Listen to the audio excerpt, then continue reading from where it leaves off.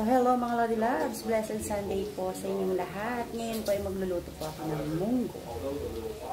Tingnan niyo po ang mga Lodi Loves. Kailangan po crunchy ang pork. Inano ko muna hanggang maging brown.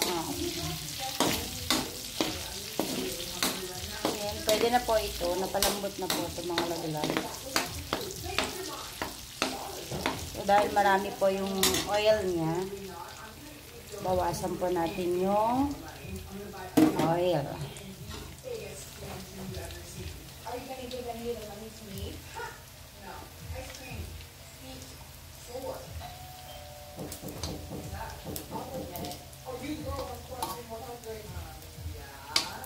Init.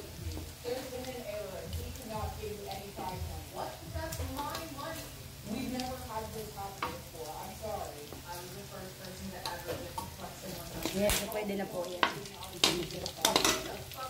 Lagyan na po natin yung bawang at sibuyas. Yan, saka po natin ilalagay si munggo. Yan, haluin lang po natin.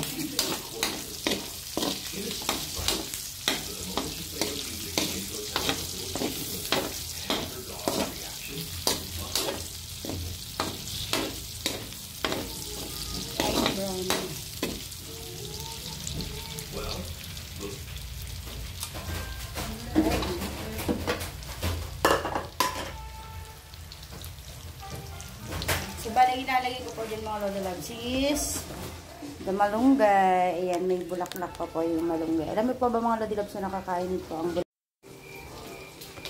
Ayan po, may bulaklak.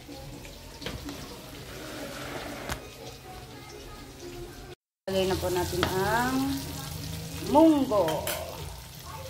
So, ayan na. Charan!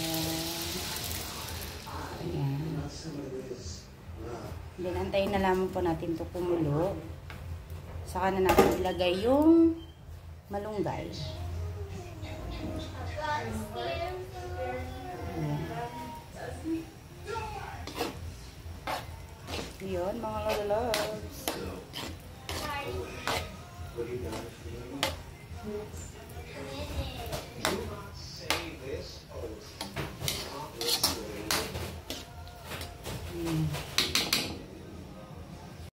So, ayan na nga mga Lodi Loves, kumukulo na po ang munggo. Tingnan niyo po. And, ilagay na po natin ang flour ng malunggay. Wow. Bunga po yung ano, yung isa. Bunga yan. Parang sitaw pa siya. Hindi pa siya ganun kaan. Katigas.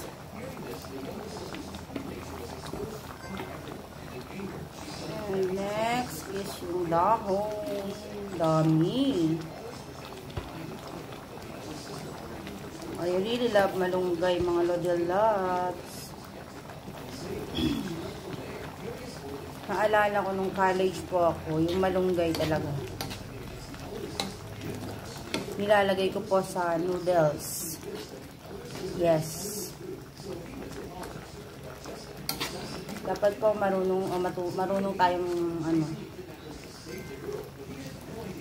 mag-experiment. Yung mga hindi healthy na foods, pwede natin gawing healthy or i-balance. Yan ang mga Lodi Loves. So, may tira pa po ako for next time naman na ano. Dami po kasi nito. Thank you sa malunggay sis Petals.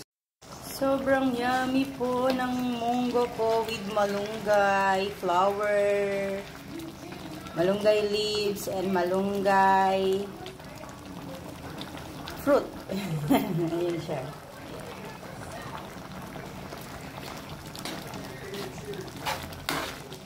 Let's eat mga Lodi Loves.